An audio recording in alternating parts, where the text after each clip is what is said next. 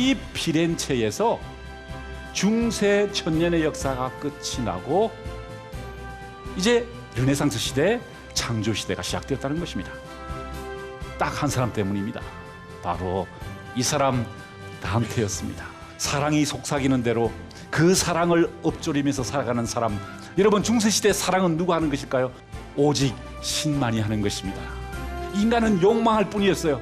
단테의 그 달콤한 사랑의 감정 속에서 중세가 끝이 났다는 것입니다. 15세기 초반에 트로이카가 나타났습니다. 피렌체에.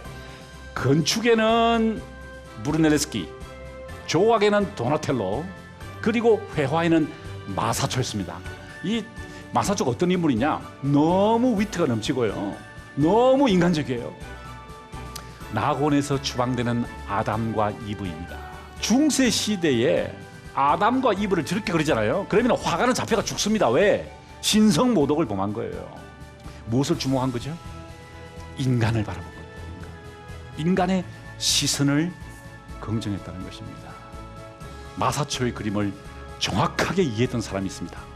누굴까요? 바로 르네상스 최고의 화가 미켈란젤로 부오나로티라는 인물이었습니다. 인간의 본질을 보겠다는 마사초의 정신을 이해함으로써 르네상스 최고의 예술가가 되었던 것입니다.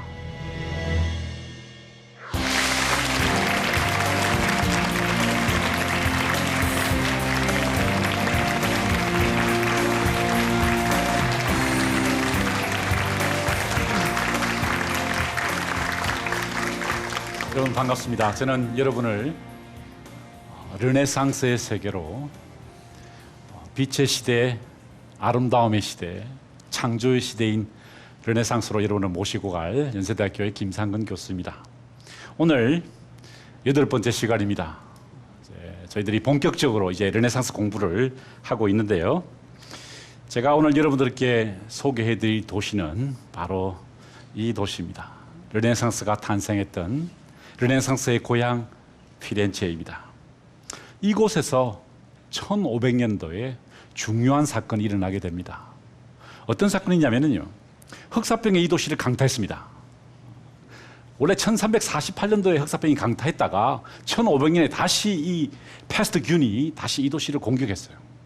다행스럽게도 큰 피해가 나지 않았습니다. 우려했던 것만큼 큰 피해가 나지 않자 이 피렌체 시민들은 그 질병이 물러간 것을 기념하기 위해서 이제 하느님에게 이 문짝 하나를 지어서 바치기로 했습니다. 르네상스는요, 이 문짝에서 시작되었습니다. 이 문짝. 피렌체 가시면은 산타 마리아 델 피오레 성당 앞에 있는 성 세례요한 세례당인데요. 이 문짝 하나를 새로 만들어서 하나님께 바치기로 하고 이제 공모전을 열게 됩니다. 당대 최고의 예술가들에게 문호를 개방했습니다. 누구든지 자신이 실력이 있다고 생각하는 사람은 이 작품을 할 수 있는 능력을 보여달라. 그렇게 해서 이탈리아 최고의 예술가들이 몰려들었어요. 이 작품, 이 문짝 하나 만들기 위해서 경쟁을 벌이게 됩니다. 여러분, 이것이 1501년에 성 세례요한 세례당 청동문 제작 경쟁이었습니다. 이것이 르네상스의 시작을 알리는 계기가 됩니다. 그때 최종적으로 후보가 된 사람은 두 사람이었습니다. 기베르티라는 사람과 브루넬레스키라는 인물이었습니다. 이 두 사람에게 똑같은 양의 청동과 똑같은 크기가 부여됐습니다. 자, 만약에 당신이 이삭의 희생이라는 제목으로 이 문짝 패널을 하나 만든다고 한다면 어떻게 작품을 제작할 것인가 라는 과제가 주어졌습니다. 그래서 이 두 사람은 치열한 경쟁 끝에 이 두 작품을 공모전에 제출하게 됩니다. 왼쪽에 보이는 것이 기베르티의 작품이고요, 오른쪽 작품이 브루넬레스키의 작품입니다.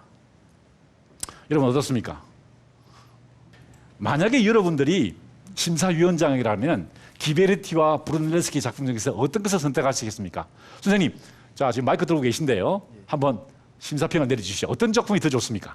전 잘 모르겠지만 둘 다 예쁜데 예? 왼쪽이요. 왜 왼쪽이 더 뛰어난 작품이라고 보십니까? 필링? 아, feeling. 예. 예, 느낌이 그렇다는 거예요. 굉장히 중요해요. 예.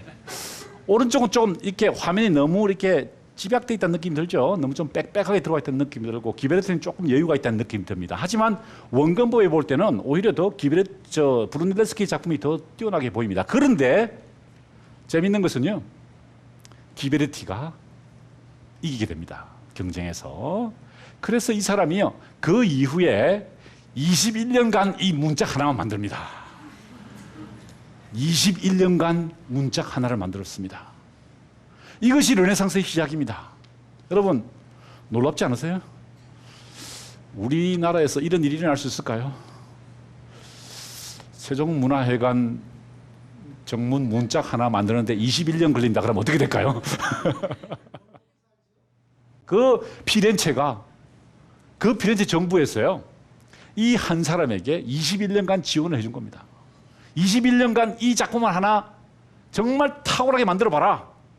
자, 이 기베르티는요, 이 작품 하나만 만든 것이 아니라 동시에 인재들을 길러냈습니다. 자기 문화에 보시는 것처럼 도나텔로, 마설리노, 미켈로쪼, 우첼로, 고졸리, 폴라이올로라는 이런 탁월한 인재들을 길러냈습니다. 자기 문화에서. 이 문짝을 21년간 만들면서 동시에 사람을 길러냈다는 것이죠. 이것이 피렌체의 위대한 점입니다. 자, 그런데요, 너무 문짝을 잘 만들었어요. 그래서 피렌체 정부에서 야, 너 너무 잘 만들었다. 하나 더 만들어라. 그래서 여기 보시면 이쪽 문을 만들게 하는 거예요. 이쪽 문. 이게 동쪽 문인데요. 동쪽 문, 원래는 북쪽에 있는 거 바꾼 겁니다. 근데 자, 이걸 만들어라 그런 거예요. 그래서요, 이 사람이 다시 27년간 또 다른 문짝을 하나 만듭니다. 놀랍지 않으세요? 어떻게 새로운 시대가 시작되는가? 피렌체 정부는요, 한 사람에게 문짝 하나를 만드는데 21년, 그 사람이 또 다른 문짝 만드는데 27년을 기다렸다는 것입니다. 그래서 이런 걸작이 나왔습니다. 나중에 미켈란젤로가 이 문을 보고 뭐라고 그러는지 아십니까? 천국의 문이었다. 이것이 피렌체의 위대한 점입니다. 자, 그렇다면 경쟁에서 진 사람은 어떻게 됐을까요? 브루넬레스키는 어떻게 됐을까요? 우리는 어떻게 됩니까? 우리 만약에 경쟁이 지면 어떻게 됩니까? 그냥 깨갱하고 꼬리를 내리고 그냥 사라지게 되겠죠? 그런데 피렌체가 어떻게 패자를 다시 등용시키는지 보십시오. 패배자 브루넬레스키는 어떻게 됐느냐? 로마로 갑니다. 로마에 갔어요. 친구 도나텔로와 함께 다시 공부를 시작합니다. 이제 더 이상 주물 작업은 하지 않습니다. 왜? 자기가 졌기 때문에 새로운 분야에 도전합니다. 바로 건축이었어요. 그래서 로마에 갔어요. 이제 건축에 대해서 공부를 하게 되는데, 자, 이 성세례 요한이 성당이 성세례 요한 세례당이 보이는 사진인데요. 피렌체가 왜 르네상스를 태동시킬 수 있었느냐? 첫 번째는요, 아주 치열한 경쟁을 유도한다는 것입니다. 그 다음에 그보다 더 중요한 것은 뭐냐? 패배자에게 새로운 기회를 준다는 것입니다. 브루넬레스키가 비록 패배자였지만 그로 하여금 재기할 수 있는 기회를 줬죠. 이제 그는 로마로 갔어요. 이 판테온 건물, 고대 로마의 건축물이죠. 이 위대한 건축물을 관찰하고 공부를 하고 돌아오게 된다는 것입니다. 가보시면은요, 기가 막혀요. 내부에서 찍은 사진인데요. 이야, 고대 로마에서 이런 조각이, 이런 건축물이 완성됐다는 건 정말 놀라운데요. 더 놀라운 것은 피렌체가 패배자였던 브루넬레스키에게 기회를 주어서 브루넬레스키가 이 판테온에 가서 고대 건축물을 연구를 하고 돌아오게 한다는 것입니다. 그때 코지모 데 메디치라는 메디치 가문의 수장이 로마에서 돌아온 브루넬레스키를 영접하고 그를 격려한 다음에 이제 새로운 프로젝트를 맡깁니다. 바로 선한자의 휴식처라는 세계 최초의 고아원 로지아, 앞에 현관이죠. 현관을 만들게 합니다. 지금도 그대로 남아 있습니다. 이것이 바로 피렌체에서 재현된 고대 건물 제1호였습니다. 무슨 말입니까? 패배자에게도 기회를 주었다는 것이죠. 실패한 사람이 재기할 수 있도록 피렌체 사람들은 코지모 데 메디치는 그들을 격려해 주었다는 것입니다. 특별히 우리가 기억하는 것은 뭐라 그래도 바로 이 두오모의 도움이죠. 무려 400만 개의 벽돌을 쌓아 올렸습니다. 그 당시로서는, 아니 지금 시점에서 볼 때도 건축학적으로 이해가 되지 않는, 그 작품의 비밀이 풀리지 않은 작품입니다. 400만 개 벽돌을 아무런 주추도 기둥 없이 이렇게 한 곳으로 쌓아 올린다는 것은 기적에 가까운 일이죠. 어떻게 그것을 완성할 수 있을까요? 이 양쪽으로 지금 보시는 이 벽면이요, 이중으로 되어 있습니다. 이중. 여기 제가 오른쪽에 이 보이는 사진이 제가 안에서 찍은 사진인데요. 보시는 것처럼 양쪽으로 이렇게 기둥이 있어가지고요, 벽면이 있어가지고 서로 장력으로 잡아당기게 이렇게 만들었습니다. 그리고 벽돌을 쌓을 때는요, 그냥 쌓으지 않고 이게 지그재그로 쌓아 올렸어요. 지그재그로 쌓아 올리면서 힘을 받도록 하고, 보시는 것처럼 이 뼈대가 있죠. 건물에 뼈대를 두어서 건물을 다시 위로 당기는 그런 힘을 버티게 해서 이 건물을 만들어낸 것이지요. 피렌체 가시면은요, 그 두오모의 돔 바로 밑에 브루넬레스키가 이렇게 하늘을 쳐다보고 있습니다. 동상으로 자기가 만든 그 돔을 바라보고 있는 거죠. 이게 바로 피렌체가 브루넬레스키를 이제 기념하는 방식입니다. 그 이후에 이 브루넬레스키는 산토 스피리토 성당, 그리고 메디치 가문의 산 로렌조 성당을 건축하게 됩니다. 정말 아름다운 성당이죠. 보시는 것처럼 르네상스 양식의 특별한 기법은 반복입니다. 반복. 동일한 것을 반복시켜 나가는 것인데요. 보시는 것처럼 기둥이 반복적으로 이렇게 재현되고 있죠. 이런 메디치 가문의 성당을 브루넬레스키에 의해서 이제 완성시킨다는 것입니다. 자, 무슨 말입니까? 패배자에게도 기회를 주었던 피렌체 사람들, 그리고 그 뒤에는 메디치 가문의 후원이 있었다는 것이죠. 자, 사실 르네상스를 이해하기 위해서는요, 특별히 피렌체 르네상스를 이해하기 위해서는 우리는 반드시 메디치 가문을 다시 주목해야 됩니다. 메디치 가문이 왜, 무엇을 위해서 그렇게 예술가를 후원했을까? 그리고 그 생각의 기초는 무엇이었을까가 굉장히 중요한데요. 자, 바로 이 사람이 코지모 데 메디치입니다.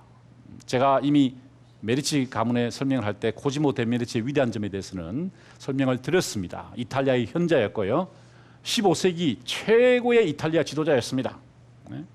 바로 이 사람이 놀라운 일을 기획함으로써 사실 르네상스가 최고의 정점을 향해 이제 치닫게 되는데요. 어떤 일이었느냐? 바로 1439년도에 있었던 사건 때문이었습니다. 1439년도에 이 산타 마리아 노벨라 성당에서 코지모 데 메디치의 후원을 받고 아주 중요한 종교 회의가 열리게 됩니다. 어떤 회의냐? 피렌체에서 열렸기 때문에 피렌체 공의회라고 하는데요. 이 피렌체 공의회에 모인 사람들은 누구냐면은 바로 동방 비잔틴 교회와 서방 카톨릭 교회였다는 것입니다. 이것은 굉장히 중요한 사건입니다. 왜냐하면은 사실 이 두 집단은 이전에 만난 적이 없습니다. 서로 원수였기 때문이죠. 11세기에 서로 파문을 했고요, 동방교회와 서방교회가.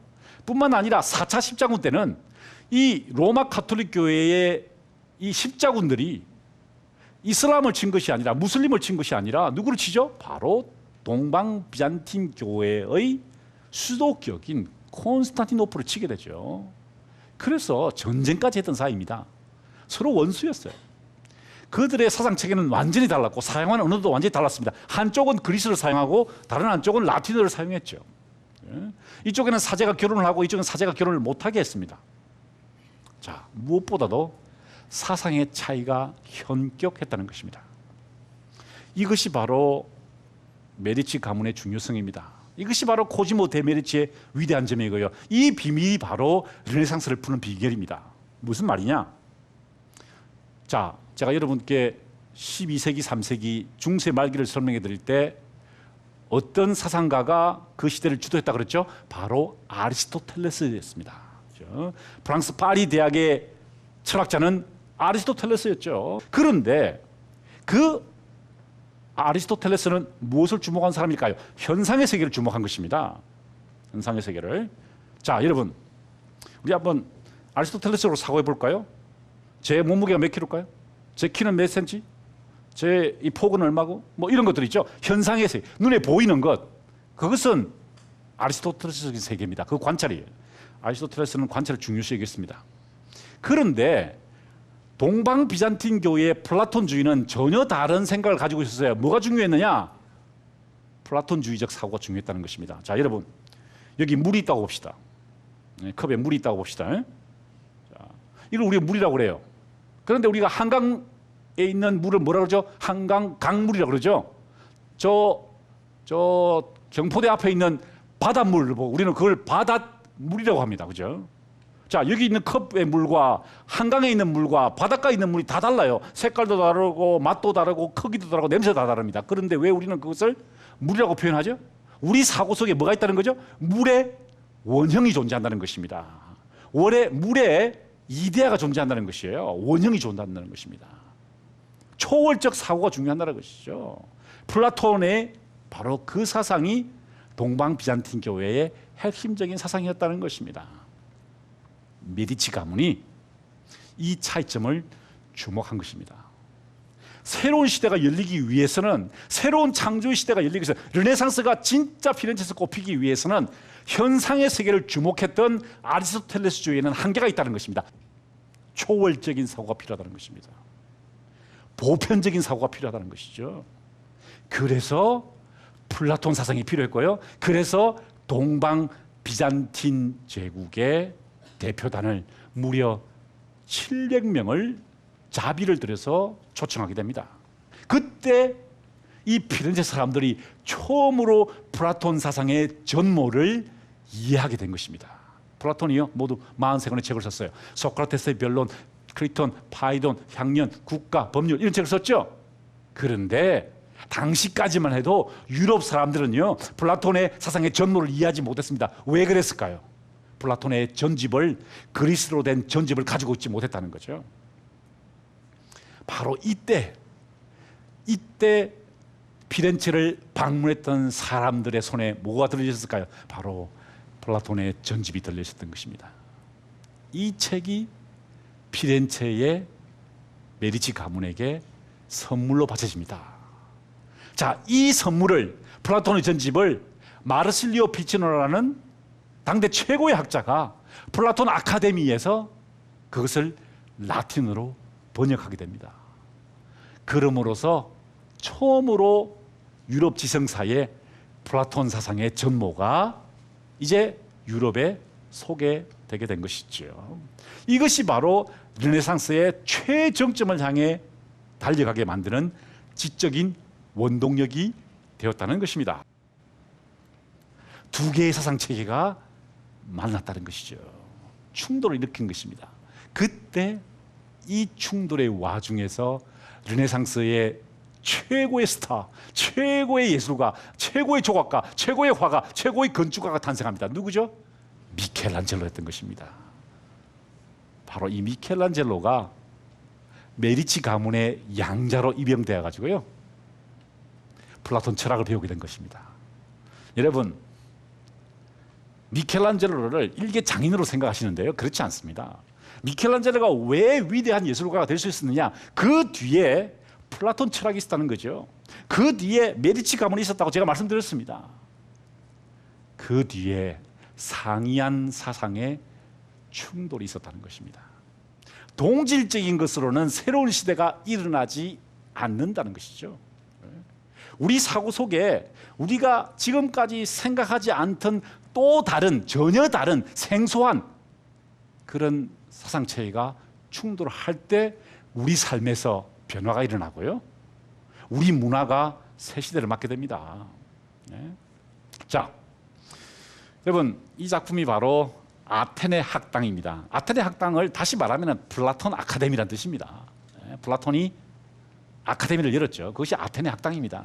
자, 여기에서 어떤 이야기가, 어떤 사상이 서로 나눠졌을까요? 자, 잘 아시죠? 아테네 학당의 중앙 부분을 확대해 보겠습니다. 이렇게 되어 있습니다. 손가락을 위로 치던 사람이 누구죠? 누굴까요? 플라톤입니다. 손가락을 아래로 하고 현상의 세계를 보러 간 사람은 누굴까요? 아리스토텔레스입니다. 자, 보십시오. 초월과 현상이 만났을 때, 그것이 서로 충돌했을 때 새로운 학문이, 새로운 문화가, 새로운 르네상스가 최고의 정점을 향해서 치달아가게 된다는 것이죠. 여러분, 또 다른 명작입니다. 산드로 보티첼리가 그린 프리마베라입니다. 프리마베라, 봄이란 뜻입니다. 봄. 우피치 미술관이 자랑하는 최고의 작품 중에 하나죠. 봄을 관장하는 비너스가 지금 정원에서 이렇게 봄을 관장하고 있죠. 그랬더니 이 작품은 오른쪽부터 봐야 됩니다. 오른쪽에 있는 그 푸른색의 신이 제피루스입니다. 서풍의 신이죠. 서풍의 신이 바람을 봅니다. 후 하고 부니까 보시는 것처럼 저 여인이 몸에서 꽃이 피어오르기 시작하는 게 봄이 온 겁니다. 그래서 보시는 것처럼 플로라라고 해요. 몸에서 꽃이 이렇게 피어나는 것입니다. 그리고 산미신이 노래를 부르고 있고요. 그다음에 저쪽에 메르큐리우스죠. 머큐리라고 그러죠. 머큐리가 이제 카데우스의 지팡이로 봄을 재촉하는 봄비를 내리게 한다는 그 이야기입니다. 자, 이것이 왜 15세기 후반에 그려지게 됐을까요? 역시 플라톤주의와 연관이 있습니다. 새로 소개된 플라톤주의 때문에 이런 그림이 그려졌다는 것이죠. 플라톤주의의 대표적인 제자 중에 하나가 바로 루크레티우스라는 사람인데요. 그 루크레티우스의 사물의 본성에 관하여에 나오는 내용을 그림으로 그린 것입니다. 봄을 관장하는 비너스가 생명을 부여하고 서풍이 불면은 그 서풍에 의해서 봄꽃이 피어나고 대지와 공기와 바다, 그 산미신을 표현하겠죠? 그 산미신이 춤추면서 새로운 대지의 봄을 기약한다는 것입니다. 르네상스의 봄이 시작된다는 것입니다. 꽃이 핀다는 것이죠. 어떻게 그것이 가능했을까요? 플라톤의 사상이었습니다. 플라톤의 사상이 다시 도입됨으로써 아리스토텔레스주의가 편만했던 그 지역에 새로운 사상, 현상의 세계를 주목하는 아리스토텔레스주의에 초월을 중시하는 플라톤주의가 개입함으로써 이제 르네상스는 최정점을 향해서 치닫게 된다는 것입니다. 바로 미켈란젤로라는 것입니다. 바로 이 사람이 르네상스를 정리하게 됩니다. 최고의 완성자였다는 것이죠. 종결자였습니다. 미켈란젤로 부오나로티. 참 오래도 살았어요. 그죠? 89세까지 살았습니다. 그러니까 참 90 노인으로서 살았는데 놀랍게도 조형예술의 3대 장르를 모두 통일합니다. 건축, 회화, 조각. 이 세 분야를 모두 이 사람이 통일하게 됩니다. 자, 이 사람이 태어난 곳입니다. 카프레세라는 곳인데요. 피렌체에서 그리 멀지 않은 곳입니다. 이 작은 집에서 태어났는데요. 아버지는 공정인이었습니다. 공정인. 그렇게 부유하지 않았습니다. 그래서 아버지는 아들이 자기 뒤를 이어서 공정인이 되기를 원했습니다. 그 당시에 피렌체에서 산업이 막 일어났기 때문에요. 자본주의 초기 단계가 그쪽에서 일어났어요. 그랬더니 많은 공정인이 필요했습니다. 그 직업이 보장되는 것이었어요. 그래서 자기 뒤를 이어서 공정인이 되기를 원했습니다. 그런데 미켈란젤로는요, 그것을 원하지 않았죠. 늘 그림을 그리는 사람이었습니다. 자, 그런데 비극이 닥칩니다. 6살 때 어머니가 돌아가십니다. 여기가 바로 어머니가 돌아가시고 이제 그 유모집에서 기거를 하게 됩니다. 가족들은 피렌체로 떠나고요. 자기가 혼자만 남아서 어머니 없이 유모집에서 이제 성장하게 되는데 그 유모의 남편이 석공이었습니다. 돌을 깨는 사람이었죠. 어릴 때부터 이 자기 양아버지 격이 되는 이 석공이 돌 깨는 모습을 지켜보았겠죠. 제가 이 세티냐노라는 마을에 가봤는데요. 가슴이 미어지더라고요. 왜냐하면 거기에 조그마한 성당이 있는데 아마 미켈란젤로가 어렸을 때 그 성당을 갔을 거예요. 그죠? 제가 가보니까 누구의 작품이 있느냐? 이 세티냐노가 배출한, 그래도 뭐 피렌체의 이 유명한 예술가보다는 그렇게 유명한 사람은 아닙니다만 그래도 나름 유명한 이 사람의 작품이 있습니다. 데시데리오 다 세티냐노의 작품이 전시되어 있더라고요. 성은 모자상입니다. 그런데 어머니와 아들이 어떤 모습을 취하고 있죠? 이렇게 안고 있죠. 어머니를 여있던 미켈란젤로가 이 성당에서 저 작품을 보면서 무슨 생각을 했을까요? 가슴이 미어지더라고요. 가슴이 미어져요. 자, 나중에 이제 10대쯤 됐을 때 미켈란젤로가 자기 아버지의 부름을 받고 피렌체로 갑니다. 그런데 그 당시 피렌체에서 생산되는 많은 성 모자상의 모습을 보십시오. 이런 작품입니다. 필리포 리피의 작품이고요. 루카 델라 로비아라는 사람의 석고입니다. 어떻습니까? 한결같이 어머니와 아들이 뺨을 맞대고 사랑을 확인하고 있죠. 모자 간의 사랑을 확인하고 있습니다. 그런데 미켈란젤로는 어땠을까요? 저 작품을 보면서 무슨 생각을 했을까요? 어머니 생각을 하지 않았을까요? 그래서 나중에 그는 어떻게 그 자신의 그 어머니에 대한 그리움을 표현하게 될까요? 이렇게 표현하게 됩니다.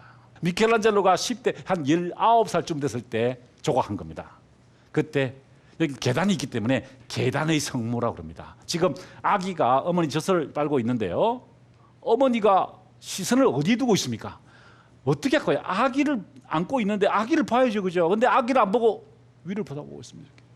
심지어요, 최후의 심판 그림이죠. 그런데 이 최후의 심판에서 어머니는 아들에게 어떻게 하죠? 외면하고 있어요. 외면하고 있어요. 아마 어머니와 아들의 모습을 가장 슬프게 조각한 것은 미켈란젤로의 대표작 중에 하나는 피에타일 것입니다. 그죠? 이 피에타를 보십시오. 아들이 지금 죽었습니다. 그 슬픔 속에 있어요. 그런데 어머니는 아들의 얼굴을 보는 것이 아니라 고개를 숙이고 슬픔 속에 있다. 미켈란젤로가 저 작품을 조각하면서 무슨 생각을 했을까요? 어머니 생각을 하지 않았겠습니까? 미켈란젤로는 왜 이렇게 놀라운 작품을 인류에게 남길 수 있었을까요? 어떻게 이런 놀라운 예술을 후대에게 남길 수 있었겠어요? 자, 여러분께 제가 그 비밀을 이제 설명드리겠습니다. 이 작품 많이 보셨죠? 천지창조라고 흔히들 이야기하시는데 그것은 잘못된 이름이고요. 원래 작품의 이름은 시스티나 예배당의 전장화라고 보시면 됩니다. 시스티나 전장의 그림입니다. 미켈란젤로가 1508년부터 1512년 사이에 4년 동안요, 밑에서 이렇게 그림을 그려가지고 하인들 보고 야, 여기 붙여라 이렇게 한 게 아닙니다. 미켈란젤로가 직접 계단을 만들어서 올라갔어요. 4년 동안 고개를 끄고 이렇게 그린 거예요. 이렇게. 그렇게 한번 그려보세요, 여러분. 어떻게 될까? 4년 동안 이렇게 해가지고 이렇게 하면 어떻게 될까? 4년 동안 목 디스크 그리고 허리 디스크 다 나갑니다. 그리고요, 이게 프레스코화는요 산화 칼슘이에요. 이게 뭐냐면은 이 프레스코는 어떻게 그러냐면요, 벽을 긁어내고요 거기다 석회를 바릅니다. 석회. 그러면은 이게 마르겠죠. 수성입니다. 수성. 마르겠죠. 그러면은 그 마를 시간에, 적절한 시간에 그림을 쫙 그리는 거예요. 너무 빨리 그리면 어떻게 될까요? 너무 빨리 그리면은 습기가 있기 때문에 어떻게 되죠? 곰팡이가 습니다. 너무 늦게 그리면 어떻게 될까요? 말라버리니까 어떻게 되죠? 나중에 다 떨어집니다. 다 떨어져요. 그래서 프레스코는 잘못 그리면은 50년을 못 넘겨요. 다 떨어져요. 다 떨어져요. 그런데 미켈란젤로가 4년 동안 이 작품을 혼자서 그려낸다는 것입니다. 많은 분들이 조수를 고용했다. 물론 조수를 고용했어요. 이렇게 뭐 반죽 비비는 사람들 뭐 이런 고용했어요. 근데 실제 그림은 자기 혼자서 그립니다. 처음에 고용했다가 4명을 고용했다가요 다 추천해버립니다. 자기가 원하는 대로 안 나오니까 다 추천해버리고 자기가 직접 그림을 그려내기 시작했습니다. 4년 동안. 자, 어떤 그림인지 한번 볼까요?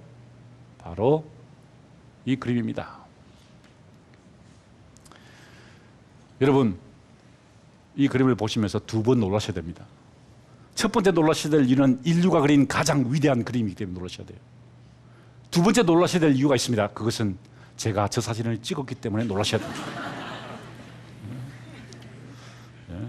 가보시면 많으시죠? 사진 찍게 합니까? 못하게 합니까? 못 찍게 합니다. 큰일 납니다. 근데 저는 찍었습니다. 몰래 찍은 것이 아니라 허락을 받고 찍은 거예요. 그래서 교황청에 특별히 허락을 받고 찍은 겁니다. 자, 그런데 이 성당에 금이 갔습니다. 1508년에 천장에 금이 갔어요. 그때 교황님이 누구냐? 바로 이 성당을 건축하신 식투스 4세의 친조카였습니다. 교황 율리우스 2세입니다. 식투스 4세의 친조카였어요. 자, 그런데 이분이 또 다른 야심이 있었습니다. 어떤 야심이었을까요? 바로 자기 삼촌과 자기가 교황으로 있는 이 로마를 세계 최고의 예술 도시 피렌체나 베네치아보다 더 아름다운 예술의 도시로 만들기 위해서 당대 최고의 예술가 3명을 로마로 모두 소원합니다. 자, 건축에는 누구였을까요? 브라만테였습니다. 조각에는 당연히 미켈란젤로였죠. 미켈란젤로 이미 다비드를 완성했고 피에타를 완성했기 때문에 최고는 미켈란젤로였죠. 자, 그런데 이 교황님께서 3명을 불렀습니다. 지금 우리 삼촌이 만든 성당이 금이 갔는데 이거 어떻게 했으면 좋겠나. 브라만테 장래가 건축 책임자니까 자네가 한번 해결책을 제시해보게. 그랬더니 이 브라만테가 나쁜 인간이었어요. 야비한 인간이었습니다. 자기가 뜨기 위해서, 자기가 경쟁에서 이기기 위해서, 교황의 시선을 독점하기 위해서 자기 경쟁자였던 미켈란젤로를 음해합니다. 이렇게 이야기하죠. 교황님, 제가 이거 금 간 거 제가 수선해 드릴 텐데요. 이 미켈란젤로 이 양반 대단한 천재라고 그러지 않습니까? 이 천재에게 그림 하나 그리게 하시죠. 그랬더니 미켈란젤로가 우두커니 서 있다가 이 사람이 지금 미쳤나? 나는 조각가야. 이 사람 난 그림을 한 번도 그려본 적이 없어요. 그림이 필요하면 라파엘로 얘 있잖아. 얘한테 시켜야지 왜 내보고 그래. 이 사람이 지금. 그랬더니요, 그것을 듣고 있던 교황님께서 저 앞에 지팡이 보이시죠? 지팡이를 딱 짚고 미켈란젤로를 한 대 톡 때렸어요. 야, 네가 올라가서 예수의 12제자를 그리라. 그랬더니 이 미켈란젤로가 이번에는 교황님을 향해서 딱 찌려보더니, 교황님, 나는 지금까지 한 번도 그림을 그려본 적이 없는 사람입니다. 나는 조각가입니다. 그런데 만약에 교황님이 지금 저보고 그림을 그리라고 그러시면은 제가 이 세상 어떤 화가도 감히 상상할 수 없는 이런 라파엘로 같은 애송이가 감히 따라할 수 없는 그림을 내가 그릴 자신이 있습니다. 교황님이 뭘 그릴 건데? 약간 기가 죽었어요. 그랬더니 말씀드릴 수 없습니다. 저는 제가 원하는 것을 그립니다. 그랬더니 이 교황님께서 그래 좋아 그려봐. 기가 죽었어요. 사실 미켈란젤로가 이 그림을 그릴 때요, 밑에다가 커튼을 쳤습니다. 왜 커튼을 쳤을까요? 못 보게 한 것입니다. 교황님이 그것을 보면은 야, 당장 그만두지 못해. 자, 무엇을 그렸을까요? 한번 볼까요? 궁금하시죠? 자, 이것을 그렸습니다. 미켈란젤로의 시스티나 예배당의 천장화, 화면에 잘 안 보이기 때문에 제가 여러분들을 위해서 특별히 서비스를 준비했습니다. 확대를 해드릴게요. 자, 저 중간 패널 보이시죠? 중간 패널을 보시면 됩니다. 자, 미켈란젤로가 무엇을 그런지 보시겠습니다. 첫 번째 그림입니다. 빛과 어둠을 나누신 하느님. 두 번째 그림입니다. 해와 달과 식물을 만드신 하느님. 천지창조의 과정이죠. 세 번째 그림입니다. 바다의 생물을 만드신 하느님. 네 번째, 아담의 창조입니다. 남자를 만드셨어요. 그 다음에 남자의 갈비뼈에서 이브를 만드신 겁니다. 이브의 탄생. 그런데 이것들이 에덴 동산에서 뭘 하죠? 선악과를 따먹었어요. 그래서 천사가 한 대 후려 패가지고 추방하는 심판을 내렸습니다. 그런데 이것들이 세상에 나가가지고 또 타락한 삶을 살아요. 그래서 이번에는 아예 홍수로 세상을 심판한 것입니다. 바로 노아의 홍수의 사건입니다. 그런데 이것들이 아직 정신 못 차리고 술 먹고 주정 부리고 있다는 거예요. 노아가 술 먹고 주정 부리는 이야기거든요. 성경에 나오는 이야기예요. 자, 무슨 이야기입니까? 주제가 뭘까요? 천지창조 아닙니다. 미켈란젤로가 4년 동안 혼자서 고개를 꺾고 허리를 꺾어서 그렸던 그 그림의 주제는요, 심판이었다는 것입니다. 심판. 자, 여러분, 위에 천장을 그리고 난 다음에 30년 후에 이번에는 바오로 3세 교황의 중으로 받고 또 그림을 그립니다. 벽면을. 주제가 뭐죠? 최후의 심판입니다. 최후의 심판. 자, 위에는 신약 성경의 심판, 밑에는 벽에는 뭐죠? 구약 성경의 심판입니다. 위에는 물의 심판, 밑에는 불의 심판이에요. 왜 그랬을까요? 왜 미켈란젤로가 심판의 의지를 바티칸의 제일 중요한 시스테나 예배당에 그리려고 했을까요? 바로 그 시대가 교황청의 위기의 시대였습니다. 가장 타락이 극심했던 시대였어요. 이 타락한 교황청을 향해서 신의 뜻을 내가 그림으로 보여주겠다는 것입니다. 그것을 보여주겠다는 뜻으로 미켈란젤로가 각고의 노력 끝에 저 그림을 완성하게 되었다는 것이죠. 미켈란젤로는요, 완벽을 추구했습니다. 미켈란젤로가 제일 듣기 싫은 말이 뭔지 아세요? 이런 말이 있어요. 미켈란젤로와 티치아노, 미켈란젤로와 라파엘로, 미켈란젤로와 레오나르도 다빈치. 제일 듣기 싫었어요. 왜? 미켈란젤로는 그 사람들하고 경쟁해 본 적이 없어요. 그 사람들은 미켈란젤로를 경쟁했어요. 그래서 그 사람들이 성장했어요. 그런데 미켈란젤로는 그 사람들과 경쟁하지 않았습니다. 미켈란젤로는요, 무시무시한 경쟁자가 따로 있었습니다. 누굴까요? 바로 파라곤을 추구하는 자기 자신이었어요. 미켈란젤로는 남과 경쟁하는 것이 아니라 파라곤을 추구하는 자기 자신의 미래와 경쟁하면서 이런 놀라운 작품을, 르네상스를 완성시켜 나간다는 것. 자, 한번 볼까요? 여러분, 미켈란젤로가 완성한 조각의 파라곤입니다. 다비드상이에요. 키가 5.5m입니다. 50톤이었습니다. 50톤. 여러분, 50톤의 무게가 저 다리에 버티고 있다고 생각해 보세요. 어떻게 될까요? 조금만 계산을 잘못, 조금만 충격을 주면 어떻게 될까요? 딱 부러집니다. 미켈란젤로가 저 작품을 완성했을 때 조르조 바사리라는 세계 최초의 예술사가가 1550년에 예술과 열전에서 이렇게 얘기했습니다. 더 이상 조각이란 예술은 발전하지 않을 것이다. 이것이 끝이다라는 겁니다. 더 반대하시는 분 나와보세요. 아무도 없을 거예요. 한번 가서 보세요. 로댕에 생각하는 사람, 에이 무슨 소리 하시는 거예요. 진짜 하수입니다. 하수. 5.5m의 대리석이 서 있다니까요. 눈에서 불꽃이 팍 튑니다. 저 손 있죠, 손. 밑에서 보시면요, 손이 금방이라도 돌멩이를 확 집어 던질 것 같아요. 그래서 움쩍 놀라요. 자, 그런데 여기서 끝이 났느냐? 그렇지 않아요. 세계 최고의 그림이 한 번도 그림을 그려보지 않은 조각가가 화가와 경쟁해서 이 그림이 그려졌다는 거예요. 야, 제가 작년 겨울에 저 그림을 보러 갔어요. 제가 몇 번 봤겠습니까? 한 50번은 봤을 거예요. 예? 근데 이렇게 탁 쳐다보는데요, 갑자기 제 눈에서 눈물이 맺히기 시작해요. 뺨을 타고 흘러내리는 거예요. 주체할 수가 없어요. 옆에 의자가 있거든요. 앉아가지고 펑펑 울었습니다. 아마 미켈란젤로의 시스테나 예배당에서 운 사람은 나밖에 없을 거예요. 눈물을 펑펑. 진짜 주체할 수 없는 눈물이 나는 거예요. 왜 그런 줄 아세요? 미켈란젤로는 38살 때 인류를 위해서 이런 그림을 그렸는데 나는 지금 도대체 뭐 하고 있냐는 거예요. 이제 내가 50이 된 제가 지금 뭐 하고 있냐는 거예요. 나는 인류를 위해서 한 게 뭐가 있냐는 거예요. 비참한 거예요. 비참해요. 아니, 파라곤을 추구하는 것은 고사하고 왜 나는 나에게 주어진 하루하루의 업무와 과업에 최선을 다하지 않고 대충대충 얼렁뚱땅 넘기느냐. 그래서 울었던 겁니다. 저것은요, 그림이 아니라 저를 비추는 거울이었습니다.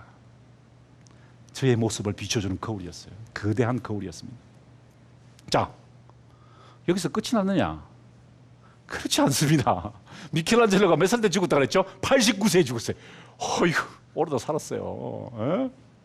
미켈란젤로가 1564년에 죽었을 때 그의 나이 89세였는데 그가 죽기 직전까지 무엇을 완성하다가 죽었을까요? 바로 이겁니다. 성 베드로 대성당, 바티칸의 그 대성당 누가 설계했나요? 미켈란젤로 겁니다. 89세였습니다. 미켈란젤로가 89세 때 90 노인이 저 작품을 인류에게 남겼다는 거예요. 그러려면 우리는 어떻게 살아야 되는 겁니까? 우리는 도대체 어떻게 살아야 우리 삶을 의미 있게 사는 것일까요? 어떻게 하면 미켈란젤로처럼 살게 될까요? 여러분, 누구랑 경쟁하십니까? 여러분 경쟁자 있으시죠? 회사에서, 학교에서 누구랑 경쟁하십니까? 하지 마세요. 그거 하수들이 하는 짓입니다. 그죠? 고수들은요, 경쟁하지 않습니다. 왜? 그 사람도 경쟁하지. 왜? 경쟁자가 따로 있기 때문에. 누구죠? 바로 여러분 자신입니다. 여러분 자신의 위대한 미래와 경쟁하시라는 거예요. 여러분의 미래가 파라곤을 경쟁할 때, 파라곤을 추구할 때, 그 파라곤을 추구하는 여러분의 미래와 경쟁하시는 것이 바로 미켈란젤로처럼 사는 것입니다. 그랬어요. 미켈란젤로의 좌명이 뭔지 아십니까? 네? 나는 미래의 나 자신과 경쟁한다는 것이었습니다. 나는 남과 경쟁하는 것이 아니라 미래의 나 자신과 경쟁한다는 것이었습니다. 모쪼록 여기 앉아 계신 많은 청중 여러분들과 지금 TV를 보고 계신 많은 시청자들 중에서 미켈란젤로가 탄생하길 바랍니다. 대한민국의 르네상스가 시작되기를 바랍니다. 이것으로 제 8번째 강의를 모두 마치겠습니다. 감사합니다.